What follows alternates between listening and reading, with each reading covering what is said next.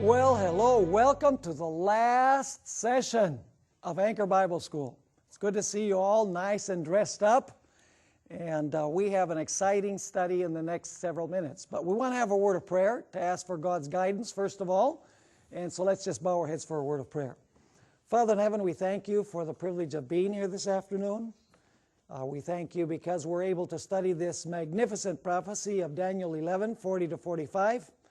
We ask for the guidance of your Holy Spirit, that you might give us understanding of this complex passage. And we thank you for hearing our prayer. We ask it in Jesus' name. Amen. Now, basically, we're discussing how we can discover Ellen White's comments on any given text or passage without her quoting it or even alluding to the language. Daniel 11 is a good example of how to do it. So we're going to follow the material that you have before you, line by line, precept by precept, here a little, there a little, and hopefully we'll be able to cover it within the time constraints that we have. There is a passage in the book of Daniel which has always been a subject of lively discussion among Seventh-day Adventist theologians. And that passage is Daniel 11, 40 to 45. Until recently, most of the Adventist scholars agreed that the king of the north represents the papacy, and the king of the south represents atheism or secularism.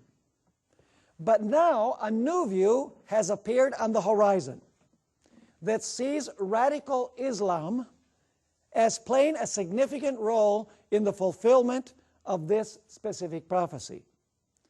Those who have embraced this view have concluded that the events of 9/11 and the war against Al-Qaeda are so significant that they must be contemplated somewhere in Bible prophecy. This has sparked a new interest in the study of the fifth and sixth trumpets in conjunction with Daniel 11, verses 40 to 45. Now, usually Ellen White has provided invaluable guidance in the interpretation of difficult prophetic passages. But unlike other passages in the book of Daniel, Ellen White seems to be silent on these specific verses, especially verses 40 to 45. Nowhere, to my knowledge, does she ever quote verses 40 to 45, nor does she echo the terminology that is used in these verses. This seeming silence has provided individuals with the idea that Ellen White had nothing to say about these specific verses. We therefore ask, did Ellen White have anything to say about the meaning of these verses, or does her apparent silence indicate that their meaning would remain a mystery until long after her death? In this article or this study, we will seek to answer this question. Now let's discuss, first of all, Ellen White's use of Daniel 11. To my knowledge, there are only three primary Ellen G. White references to Daniel 11, except for one that is found in the little booklet, A Word to the Little Flock Scattered Abroad, to which I'm going to make reference later in this study. One of these three primary references is general in nature and indirect. Excuse me, one is indirect.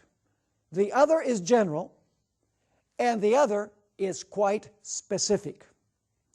Only in the specific reference, once in her writings, does Ellen White actually quote any verses from the chapter. And those verses that she quotes are verses 30 to 36. Unfortunately, as stated before, she never quotes, nor does she even allude to the language of verses 40 to 45.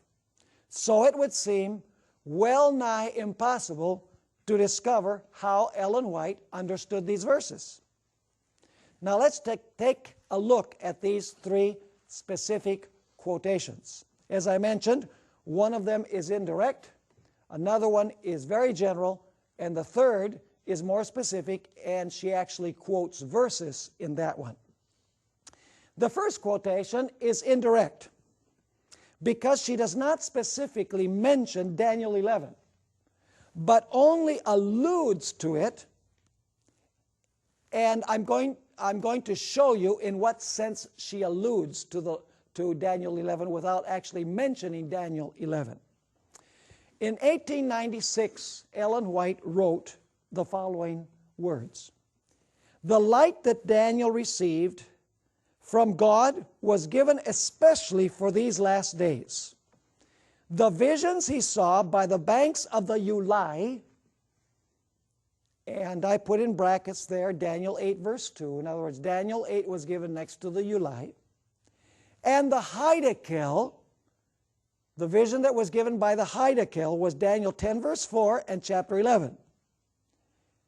"The great rivers of Shinar are now in process of fulfillment, and all the events foretold will soon come to pass." Now the second quotation is found in Testimonies, volume 9, and it was written in 1909. And if you're going to the next page, we find the quotation there. Here Ellen White states, "The world is stirred with the spirit of war. The prophecy of the 11th chapter of Daniel has nearly reached its complete fulfillment. Soon the scenes of trouble spoken of in the prophecies will take place." So in 1896, she wrote that the visions that Daniel received by the Ulai, that's Daniel 8, and the Hydakel, Daniel 10 through chapter 11, the great rivers of Shinar were in the process of fulfillment, and she says the events would soon come to pass. And in the second statement, she actually mentions the 11th of Daniel, but she doesn't quote any verses. And she says that it has nearly reached its complete fulfillment. Now, there's another quotation, and this one was written in 1904. It is the only quotation where Ellen White actually quotes verses from Daniel 11. As I mentioned before, she quotes verses 30 to 36. And now I read that specific statement found in Manuscript Releases, volume 13, page 394. She says, "We have no time to lose. Troublous times are before us. The world is stirred with the spirit of war. Soon, the scenes of trouble spoken of in the prophecies will take place. The prophecy in the 11th of Daniel has nearly reached its complete fulfillment." And then she says this, "Much of the history that has taken place in the fulfillment of this prophecy will be repeated. In the 30th verse, a power is spoken of that shall be grieved and return and have indignation against the Holy Covenant. So shall he do, he shall even return and have intelligence with them that forsake the Holy Covenant." And then she quotes verses 31 to 36. And she ends by saying, "Scenes similar to those described in these words will take place." Those are the only three quotations from the writings of Ellen White where she either alludes to Daniel 11, refers in general terms to Daniel 11, and actually quotes verses from Daniel 11. Now we need to analyze these statements to find out what we can glean from them, what information is valuable in determining her concept of Daniel 11. Now let's examine, first of all, the quotation from Testimonies to Ministers, page 112, the first one that was written in 1896. This statement has two key items of information. First, the prophecies of Daniel 8 and 11 run concurrently and are parallel. Is that point clear? The prophecy by the Ulai was the one given in chapter 8, and the one by the Hydakel was the one given in chapters 10 and 11. And so basically, by saying that these prophecies are in the process of fulfillment, and soon what is prophesied will take place, she's saying that Daniel 8 and Daniel 11 are parallel. And we already studied that in one of our previous classes. Remember that you have this book within the book, and it begins with Persia in chapter 8, and then chapter 11 begins with Persia also, and they work their way through. So what I want us to notice then is the prophecies of Daniel 8 and 11, or 10 and 11, are parallel. The second point that we need to take into account is that both of these prophecies were in the process of fulfillment when Ellen White wrote in 1896.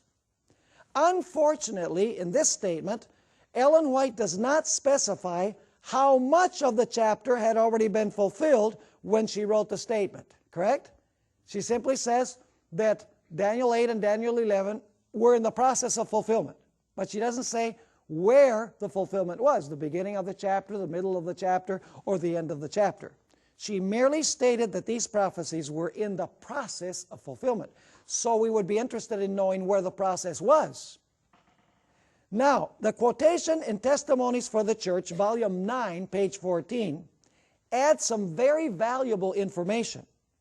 When Ellen White wrote this testimony in 1909, she stated that the prophecy of Daniel 11, this is the important detail, had nearly reached its complete fulfillment. So do we know from this statement where the prophecy was in its fulfillment? Yes, it was towards the what? Towards the end of Daniel 11. So, the quotation in Testimonies for the Church, volume 9, page 14, adds some very valuable information. When Ellen White wrote this testimony in 1909, she stated that the prophecy of Daniel 11 had nearly reached its complete fulfillment. Thus, we can be certain that in 1909, the process of fulfillment of Daniel 11 was in the last few verses of the chapter. Is that point clear? Now, the third quotation, the one from Manuscript Releases, volume 13, and page 394, written in 1904, contains some significant information that is not found in the other two quotations. In this statement, Ellen White explains that much of the history that had taken place in fulfillment of this chapter will be repeated. The critical question then is this: which history was she referring to that would be repeated? Fortunately, we don't have to guess, because she immediately quotes verses 30 to 36. Then, right after she quotes these verses, she again repeats the thought that much of the history that has occurred in fulfillment of these verses will be repeated when she says, scenes similar to those described in these words will take place. Are you understanding that point? Very, very important. In other words, she says much of the history that has fulfilled this chapter will be repeated. Then what does she quote? Verses 30 to 36. And after quoting verses 30 to 36, then she says, scenes similar to those described in these words will take place. So, which are the events that already took place, that were fulfilled? The events in verses 30 to 36. And in the future, we're going to find that scenes similar to the ones in verses 30 to 36 will take place. Clearly, Ellen White understood that verses 30 to 36, and I might say also verses 37 to 39, even though she does not quote them, had already been fulfilled in the past when she wrote. Is that clear? They'd already been fulfilled. She says there'll be scenes similar to these. Now, if verses 30 to 39 had already been fulfilled in the past, then the similar future scenes must be described where? In verses 40 to 45. Thus, verses 30 to 39 describe events in the past, while verses 40 to 45 describe events in the future. Is that clear to you? Not real clear. Well, let me go over it again, because this is a very important point. Let's go again to this paragraph.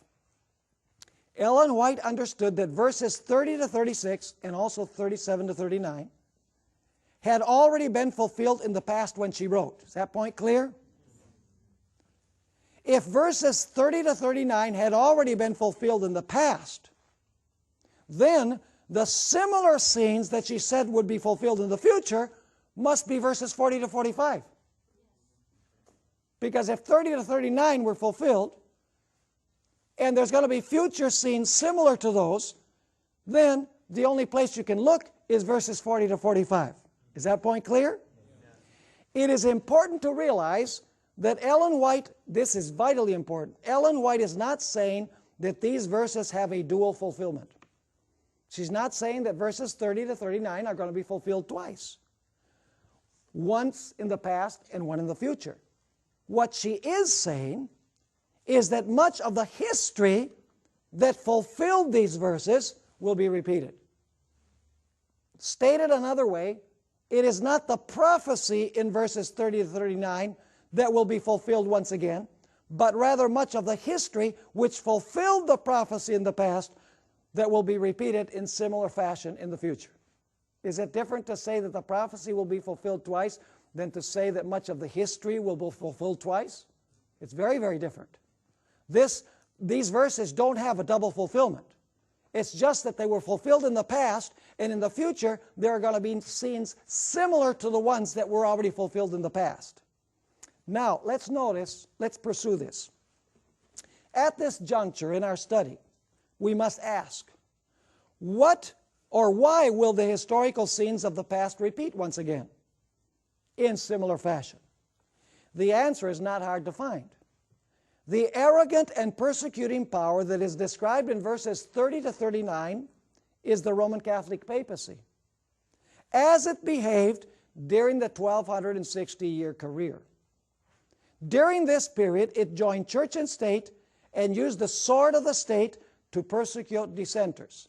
So in other words, verses 30 to 39 are speaking about the career of the papacy during the 1260 years. As is well known, at the end of the 1260 years, the papacy received a deadly wound when the state turned against it at the conclusion of the French Revolution. But this was not the end of the papacy's career, was it? Prophecy predicts that after a period of convalescence, the deadly wound will be healed when the United States will return the sword of the civil power into the papacy's hand. Then the papacy will behave once more as it did in the past. Thus, the history of the past papal oppression will be repeated in the future because the papacy will rise once again in power. Are you following me? Now, in summary, Ellen White believed that Daniel 11, 30 to 36, and that includes verses 30 to 39, was fulfilled in the past. Though she does not specifically quote verses 37 to 39, when you study them carefully, it's part of the career of the papacy. She also believed that much of the history described in these verses would be repeated in similar fashion in the future. Now, if verses 30 to 39 had already been fulfilled in the past, in Ellen White's day, then the future repetition of the history of these verses must be found where? In verses 40 to 45. Notice the following three quotations on the past and future role of the papacy. Very interesting. The influence of Rome in the countries that once acknowledged her dominion is far from being destroyed. And for prophecy foretells a restoration of her power. I saw one of his heads as it were wounded to death, and his deadly wound was healed, and all the world wondered after the beast. So how many stages does the career of the papacy have? 2. Verses 30 to 39, the past. Verses 40 to 45, the future. Not a repetition of prophecy, but a repetition of history, because it's the same power that is ruling. Now, notice the second statement. By the way, that one is Great Controversy 579. Notice the next statement. When our nation, that is the United States, shall so abjure the principles of its government as to enact a Sunday law, Protestantism will in this act join hands with popery. It will be nothing else than doing what? Then giving life, which means that it must have been dead, right? To the tyranny which has long been eagerly watching its opportunity to spring again. What does that indicate, spring again? It means that it acted in the past, right? To spring again into active despotism. And then that's Testimonies, Volume 5, page 712. And here comes the third quotation. When the land which the Lord provided as an asylum for His people, that they might worship Him according to the dictates of their own consciences, the land over which for long years the shield of omnipotence has been spread, the land which God has favored by making it the depository of the pure religion of Christ, when that land shall through its legislators abjure the principles of Protestantism and give countenance to Romish apostasy and tampering with God's law, it is then that the final work of the man of sin will be revealed. Protestants will throw their whole influence and strength on the side of the papacy. By a national act enforcing the false Sabbath, now notice the terminology here, they will give what? Life and vigor. So did this system have life and vigor then, before this? Only during the 1260 years, but it lost it, right? So she continues saying, they will give life and vigor to life and vigor, reviving, notice the word once again, reviving, that means that she was dead before, right? Reviving her tyranny and oppression of conscience, then it will be the time for God to work in mighty power for the vindication of His truth. So are you clear on this point so far? Daniel 11, 30 to 39 is the past career of the papacy during the 1260 years. Scenes similar to the history that took place will be repeated in the future. Not the prophecy, but scenes similar of the history of that period. So where would you expect to find the similar scenes of history in the future? It would have to be verses 40 to 45. Because if 30 to 39 is past, 40 to 45 would be the only place where you could look for the future scenes. Now, the question is, does Ellen White have anything to say about the events that are described in verses 40 to 45? See, she already described verses 30 to 36. She said that's past. That's how the papacy acted in the past. But the big question is, does Ellen White have anything to say about verses 40 to 45, the future repetition of history, where the papacy will behave as it behaved in the past? Well, let's notice this. Where would we even begin to look? If she never quotes these verses or even alludes to their terminology. I believe the key which will unlock her understanding of these verses is found in her understanding of Daniel 12, verse 1. Though Ellen White never quoted or even alluded to the language of Daniel 11, 40 to 45, in the book, The Great Controversy, she did quote the very next verse, Daniel 12 and verse 1. I believe that the place where she quotes Daniel 12, verse 1, contains the key which unlocks her understanding of the immediately preceding verses. Are you seeing the principle that we talked about yesterday? So if she quotes Daniel 12, verse 1, maybe if you work backwards, you'll know what she has to say about verses 40 to 45 of the previous chapter. In other words, you don't work inductively, you work deductively. You work like a detective. You know, a detective gathers clues after the crime. See, the criminal, he went through a series of steps. So by deduction, you have to work from forwards, from after the crime, backwards. Usually we work inductively.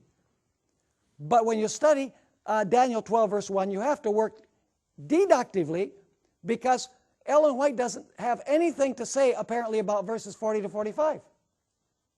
But she does quote 12, verse 1. So instead of working from verse 40 forwards, which we can't do because she never uses the language of verses 40 to 45, why not start at Daniel 12, verse 1, where she quotes that in Great Controversy, and see what she has to say before that specific verse.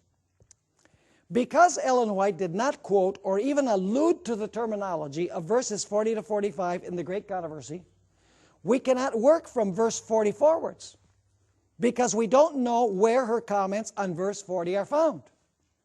What we must do then is work deductively from Daniel 12, 1 and 2 backwards. So let's take a look at Daniel 12 verses 1 and 2. At that time, Michael shall stand up. I have underlined 4 phrases here. At that time, Michael shall stand up. That's phrase number 1. The great prince who stands watch over the sons of your people. And there shall be a time of trouble, that's the second phrase, there shall be a time of trouble, such as never was since there was a nation, even to that time.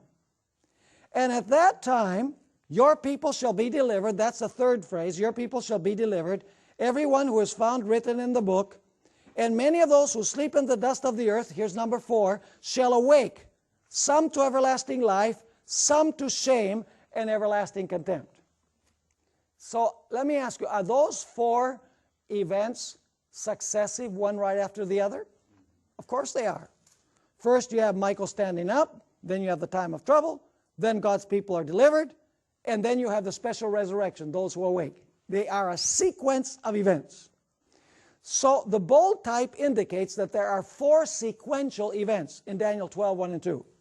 The standing up of Michael, the time of trouble, the deliverance of God's people, and the special resurrection.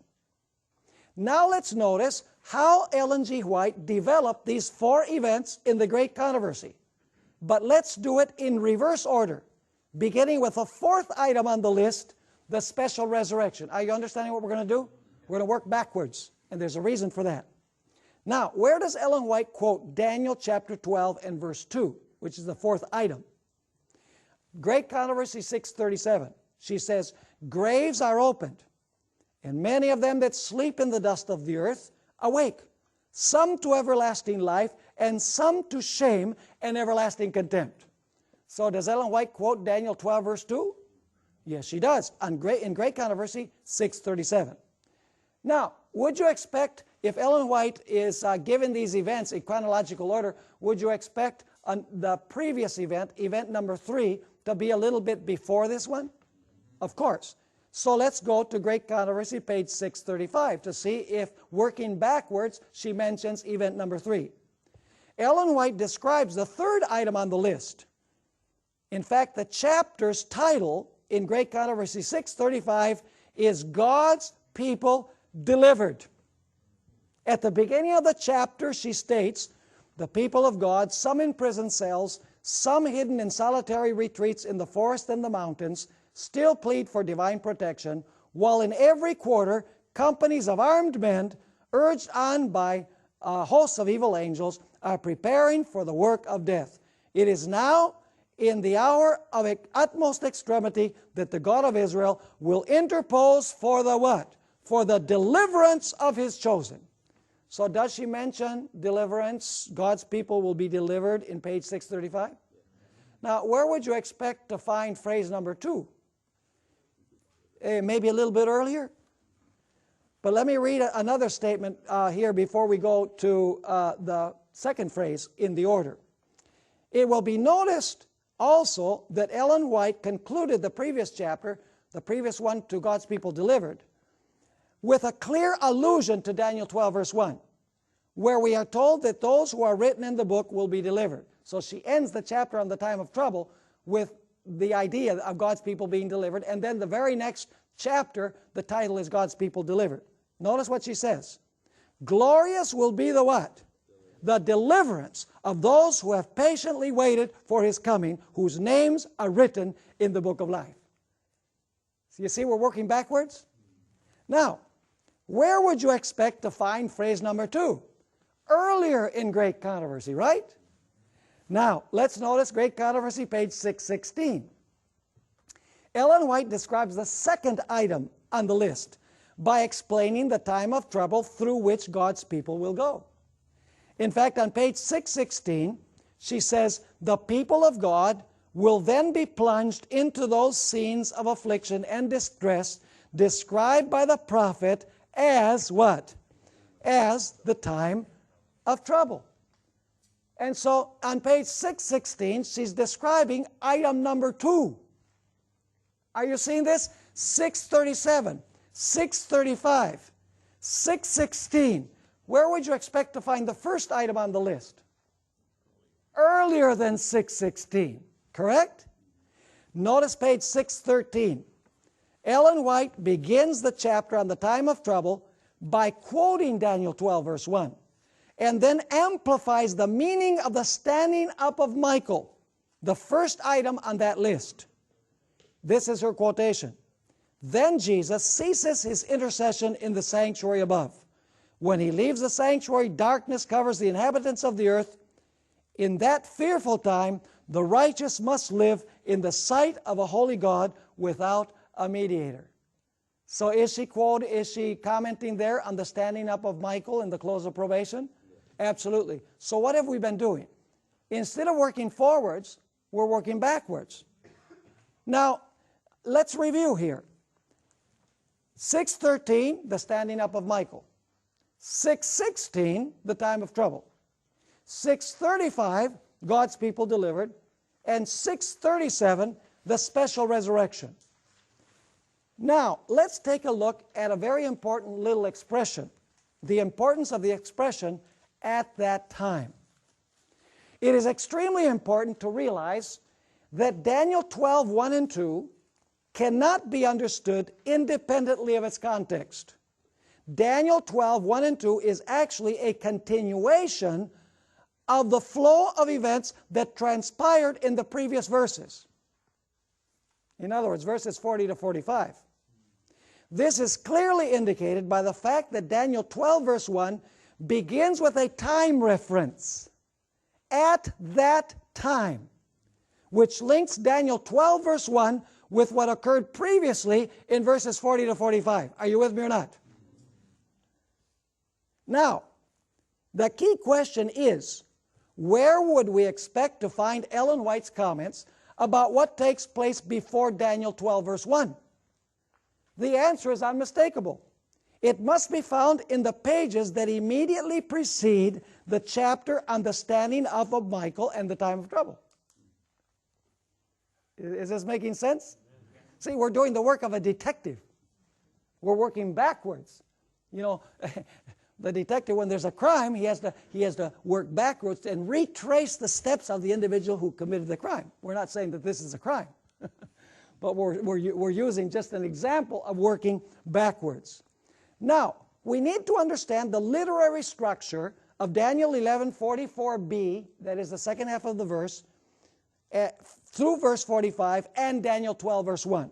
In other words, Daniel 11:44, the last part of the verse, and verse 45, we're going to compare now with Daniel chapter 12 and verse 1.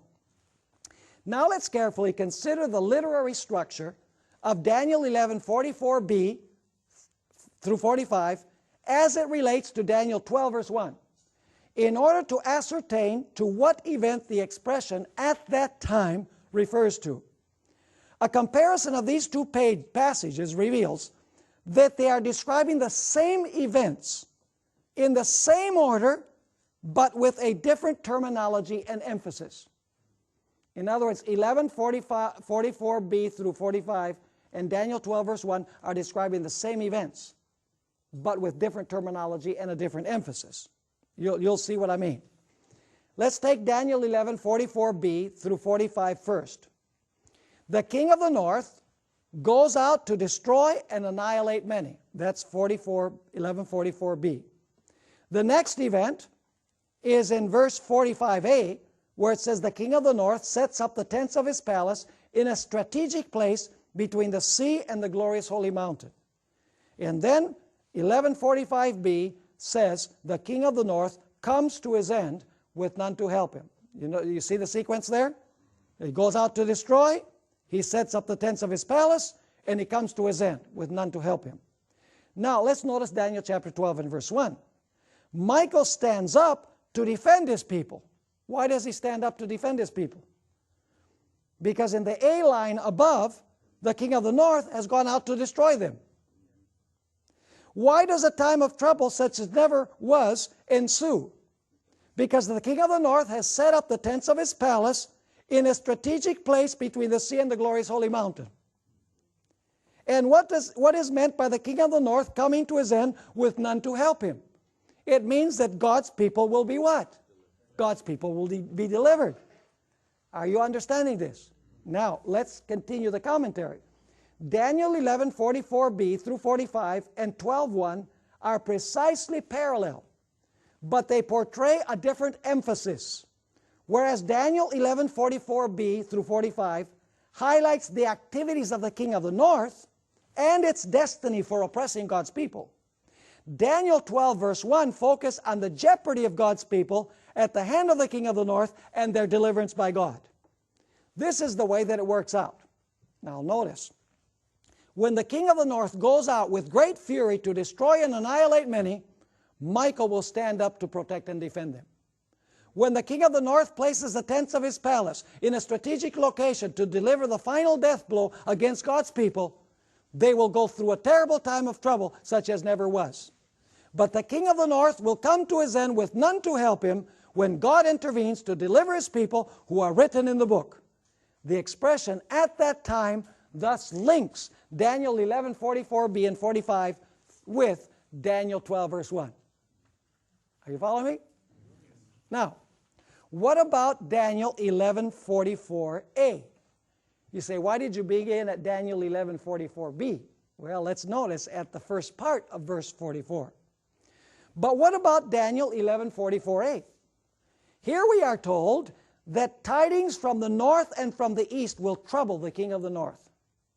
This phrase explains the reason why the king of the north will go out to attempt to destroy and annihilate many. The last half of verse 44 says he's going to go out to destroy and annihilate many. Why is it that he's going to do that? Because the first half of the verse says that tidings from the north and from the east will what? Will trouble the king of the north. Notice what the verse says. But news from the east and the north shall trouble him, and that means to alarm him or to disturb him, that is the king of the north. Therefore he shall go out with great fury to destroy and annihilate many. What is it that leads the king of the north to go out and try and destroy God's people? There's some certain tidings that come from the north and from the east that infuriate him. Now, what is this news from the east and the north that so infuriates the king of the north that he seeks to destroy many? We must go to the book of Revelation for the answer, because we are told that the book of Daniel is unsealed by the book of Revelation. In fact, Ellen White says in Christ Triumphant, page 344, the books of Daniel and Revelation are one. One is a prophecy, the other a revelation. One a book sealed, and the other a book opened. Now, listen carefully. Revelation 7 verse 2 describes an angel who ascends from the east, having the seal of the living God. What is the seal of the living God? It's a Sabbath message, folks. This angel comes to seal the faithful of God upon their foreheads. In contrast, the land beast will impose what? The mark of the beast on pain of death to those who refuse it. So, what are the tidings from the east? It's the sealing message. What about the tidings from the north? Revelation 18, 1 through 5 portrays a powerful angel who descends from where? From heaven. And where is heaven? In the sides of the north. That's right. And gives a clarion call for God's people to reject the mark of the beast and to get out of Babylon before Babylon is destroyed. Thus, the tidings from the north and from the east are identified by the book of Revelation as the message of the sealing and the call to come out of Babylon. Good. Good to hear those amens. You're following along. Good. Ellen White concurs with this biblical view.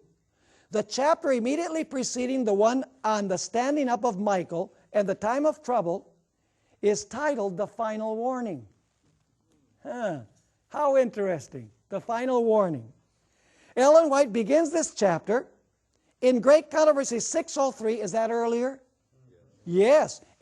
In page 603 by quoting Revelation 18 verse 1, verse 2, verses 4 and 5. In perfect accordance with Revelation 7 verse 2, she then described on page 605 the issue that will divide the world. This is what she says. While the observance of the false Sabbath, in compliance with the law of the state, contrary to the fourth commandment, will be an avowal of allegiance to a power that is in opposition to God. The keeping of the true Sabbath in obedience to God's law is an evidence of loyalty to the Creator. While one class, by accepting the sign of submission to earthly powers, receive the mark of the beast, the other, choosing the token of allegiance to divine authority, receive the seal of God. So, does the previous chapter deal with the sealing? The angel that comes from the east? Absolutely. In the same chapter, Ellen White goes on to describe the anger that this message will cause in the religious world. Remember that the tidings from the north and the east infuriate the king of the north? Now notice what Ellen White says on page 607. She says, the power attending the message will only what? Will only madden those who oppose it. And on pages 614 and 615, she says, the power attending the last warning has enraged the wicked. Their anger is kindled against all who have received the message, and Satan will excite to still greater intensity the spirit of hatred and persecution. So what are the tidings from the north and from the east? It's the loud cry of Revelation 18, and it is the sealing of Revelation chapter 7 that infuriates the king of the north. And Ellen White comments this earlier than what we find in Daniel chapter 12 and verse 1. So does Ellen White have anything to say about the tidings from the north and from the east and the anger of the king of the north going out to destroy God's people? Of course she does. She doesn't use the verses, she doesn't use the terms, but if you follow the sequence, you're going to find that the sealing, the angel that comes from the east, is equivalent to tidings from the east, and the message of the loud cry that comes from heaven, from the north, is the tidings from the north. Now let's continue. Thus the news from the north is identified in Revelation 18 as the loud cry of the angel who descends from heaven, from the north. And the news from the east is the message concerning the seal of God in Revelation 7. This message from the north and from the east is described in Daniel 11:44a, where the king of the north is filled with fury to the point of wanting to destroy God's remnant, as described in Daniel chapter 11, verse 44b. So far, so good? Amen. All right, very good. Now, let's talk about the beginning point of Daniel 11:40 to 45. See, we've only dealt with some of the events. I'm not going to go through all of the other events that take us all the way to verse 40. But you have the principle now, right? You know now that you can work backwards. So where would you expect to find Ellen White's comments about what comes before verse 44 of chapter 11? Well, you have to go earlier, don't you? Now, we have focused in this article, or this lecture, primarily on the events from Daniel 11:44 to Daniel 12, verse 2. But if we continued moving backwards in the great controversy, before page 603, we would find in reverse order that Ellen White expounds upon each phrase of Daniel 11:40 to 45, ending with the chapter on the Bible and the French Revolution, where the deadly wound of Daniel 11:40a is described. That's pages 265 to 288. Though she does not employ the terminology of verses 40 to 45, the sequence of events clearly reveals that she is discussing these verses. In Daniel 11:40a, we are told that the king of the south would push at the king of the north at the time of the end.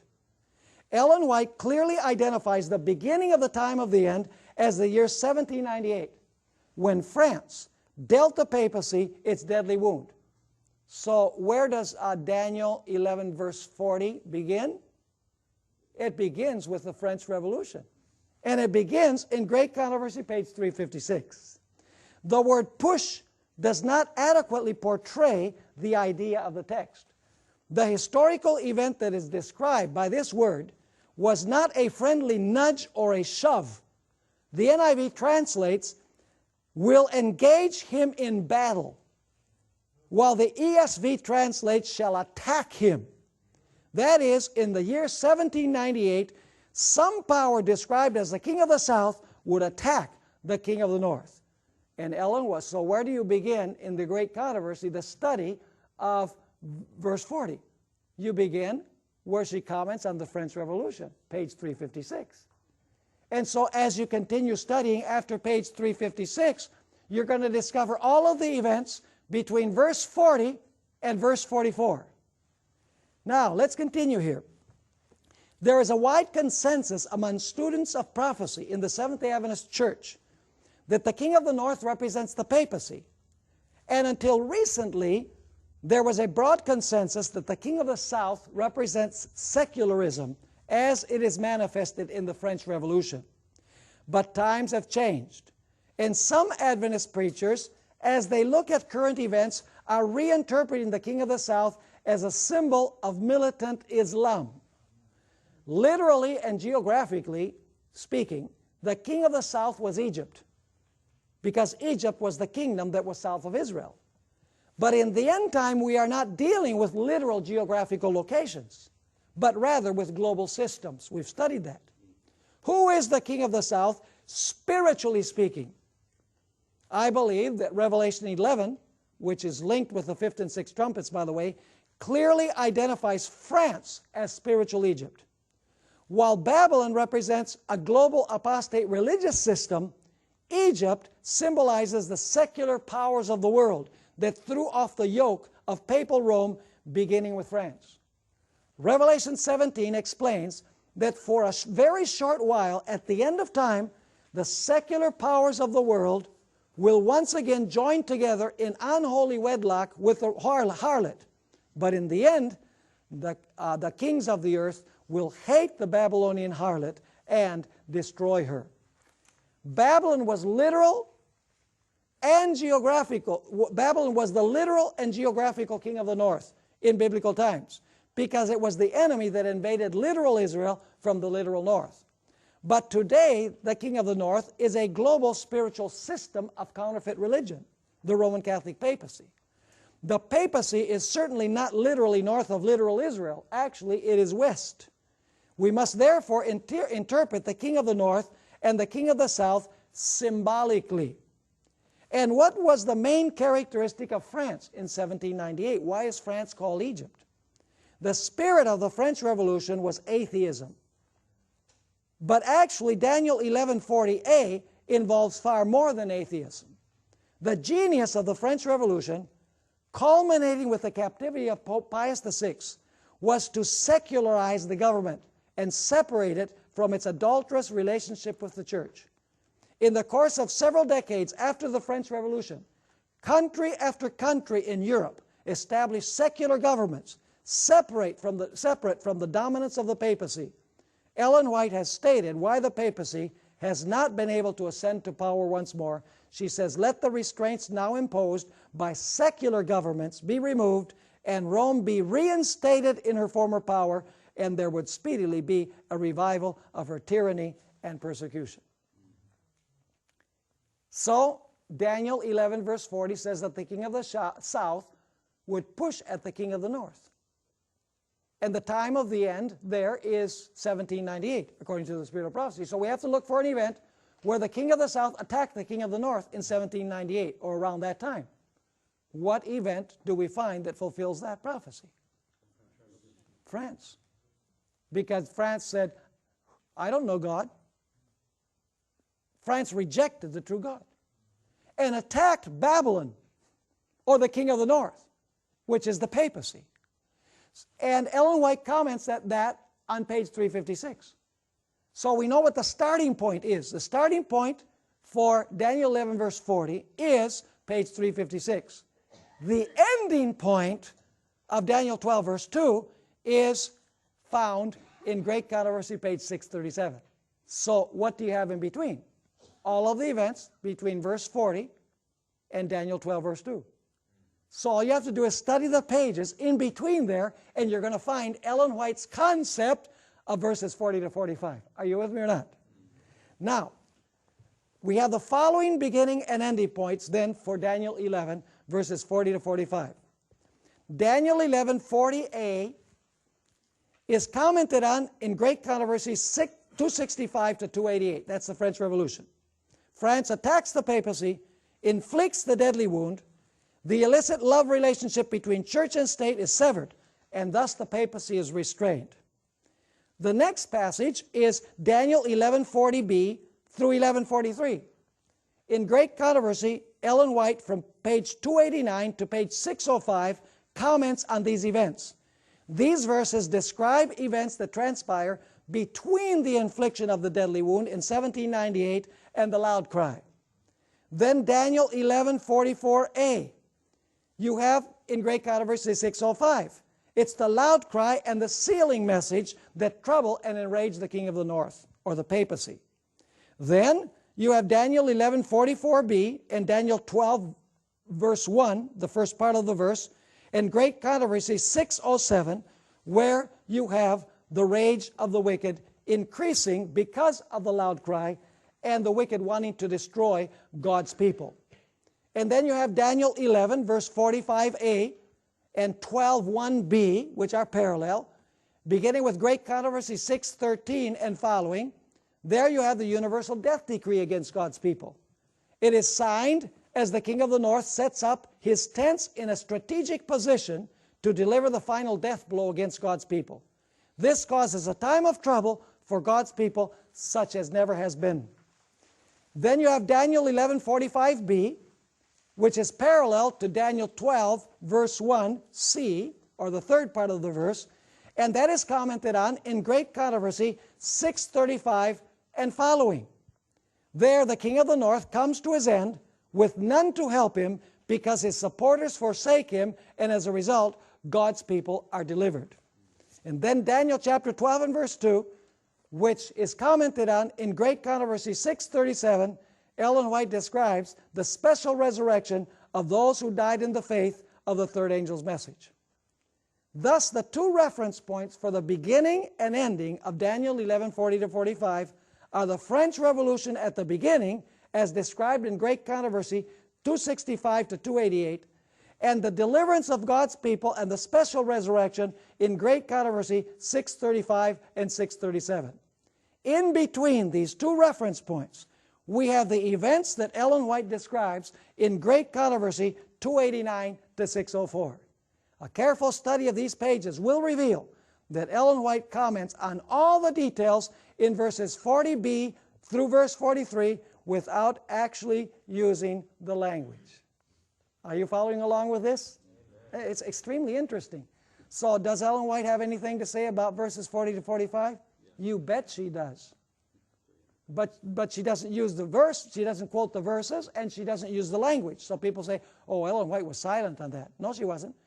She simply uses a different terminology, and there's a historical reason for that. Now, let's go quickly here because time is almost up. It is simply amazing how Ellen White vividly describes the events of Daniel 11:40 to 45 without ever quoting the verses or alluding to the language. Why didn't she just come out and quote the verses and then comment on them? There's a clear historical reason. The original view of the pioneers was that the king of the north represents the Roman Catholic papacy. This is the clear view expressed in the pamphlet, A Word to the Little Flock Scattered Abroad, co-authored by James and Ellen White in 1847. But in the early 1870s, Uriah Smith, who was the highly respected editor of the Advent Review and Sabbath Herald, changed the view of the pioneers by reinterpreting the king of the north as Turkey. You see, in Smith's day, Turkey was prominent in the news, so he changed the traditional view to fit current events. James White was flabbergasted by Smith's new view and accused him of removing one of the landmarks of the Advent movement. Things started getting nasty, and members began taking sides. In this context, Ellen White instructed her husband to desist of his criticism. She knew that an understanding of Daniel 11:40 to 45 was not a matter of life and death at that time. Her main concern at that moment was to preserve the unity of the church. If Ellen White had quoted the verses of Daniel 11:40 to 45 and offered a view contradictory to Uriah Smith's, she would have been accused of nepotism. So she commented on these verses without quoting them or alluding to the language, knowing full full well that someday someone would discover her view of the matter. Significantly, in the eschatological portion of the Great Controversy, Ellen White does not mention Islam even once as playing any role in the fulfillment of Bible prophecy in the end time. It appears that Ellen White saw no prophetic significance to the rise of radical Islam. The same is true of the great chain prophecies of Scripture. There is no reference to Islam in the prophecies of Daniel 2, Daniel 7, Daniel 8, Daniel 9, Revelation 12, Revelation 13, Matthew 24, and Revelation 17. Neither is there any reference to Islam in the series of the churches and the seals. Ellen White's silence on the role of Islam in Bible prophecy has puzzled some Seventh-day Adventist scholars, who have concluded that Ellen White simply did not have all the light on end-time events. At least one of these scholars has even reached the conclusion that Ellen White was wrong in her interpretation of the little horn as a symbol of the papacy, and he reinterpreted it as Islam. That's Sam Bakyoki. Don't get me wrong, I'm not saying that Islam might not play a role in the precipitation of end-time events, as they are described in the Great Controversy. It is true that Islam might serve as a catalyst for the fulfillment of Bible prophecies concerning the United States and the papacy. But I do not believe that the rising power of militant Islam is contemplated directly by prophecy itself. That is to say, in the light of the biblical evidence, I do not believe that radical Islam fulfills any specific end-time prophecy, but very well could serve as a catalyst for the fulfillment of prophecy. After all, radical Islam has brought the United States to prominence and has led it to flex its military muscles. It has made the curtailing of our civil and religious liberties easier, and it has also misdirected the eyes of Christians and even a few Seventh-day Adventists to the Middle East for the fulfillment of prophecy, thus hiding from view the powers that will play a role in the end-time events, the papacy and apostate Protestantism. Time has proven that Uriah Smith's reinterpretation of the King of the North was wrong. Will we learn from his mistake? Will we ever learn that the best way to understand prophecy is not to read the newspapers or to watch CNN, but rather to study our Bibles?